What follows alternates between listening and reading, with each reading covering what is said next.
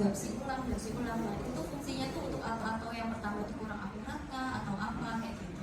Terus juga kan yang dibahas itu kan kalau sudah di meta tinggi kan bisa meta ke yang lain. Pencegahan agar bisa metanya itu meminimalisir itu seperti apa selain dari gizi kayak gitu. Terima kasih. Itu karena dia sulit, itu kita ambil jaringan. Kita akan menginginkan seperti saya bilang tadi. Jadi kalau setelah tindakan kita akan mulai di patologi anatomi. Terus kita melihat bahwa apakah ini jaringannya ganas atau tidak.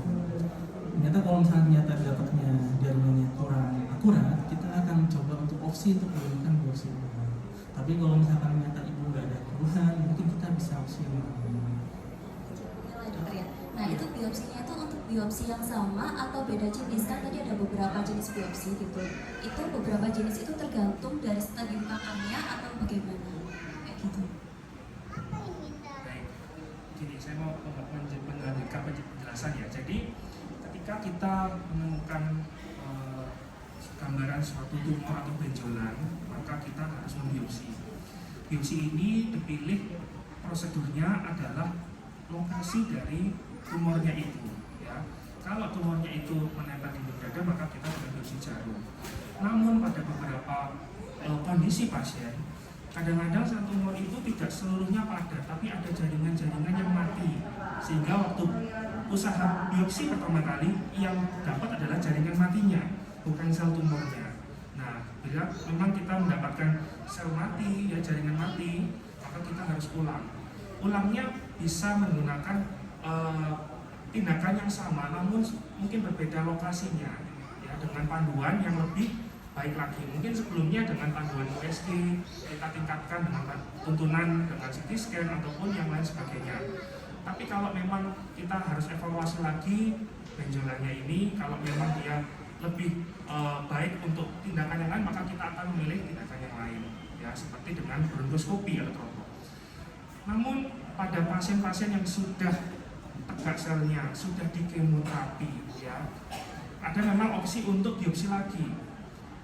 Kapan itu? Kenapa kok dilakukan biopsi lagi? Bila ketika kita kemoterapi, kita evaluasi pasien-pasiennya ini, kok kemoterapinya ini sepertinya tidak memberikan efek yang maksimal.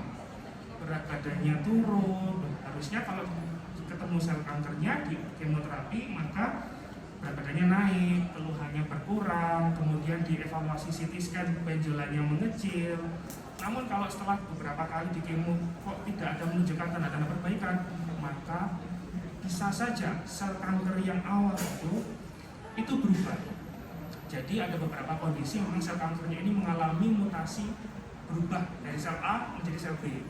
Nah, jadi itu yang membuat kadang-kadang kemoterapinya ini tidak cocok, sehingga kita harus melakukan biopsi ulang. Pada beberapa kondisi memang ditemukan selnya berubah, ya, seperti itu. Begitu. Sel kankernya sedini mungkin kita memberikan kemoterapi, harapannya tumor utamanya tidak bertambah besar, selnya tidak ada penyebaran ke organ lain. Tapi memang sifat sel kanker itu kadang-kadang tidak bisa kita prediksi. Tumor yang utamanya mengecil, tapi ada sel yang lain beredar ke organ lain. Memang itu kita sulit untuk memprediksinya, maka memang harus dilakukan pemeriksaan berkala untuk mengetahui secara dini kira-kira sifat sel ininya, sel kankernya pasien ini ada metastasis atau tidak, sehingga kita harus segera menentukan. Kalau memang sudah ada metastasis, berarti seperti tadi mungkin saja sel kankernya ini tidak cocok lagi di kemo dengan obat yang sama. Seperti itu. Gitu, ya. Terima kasih dokter.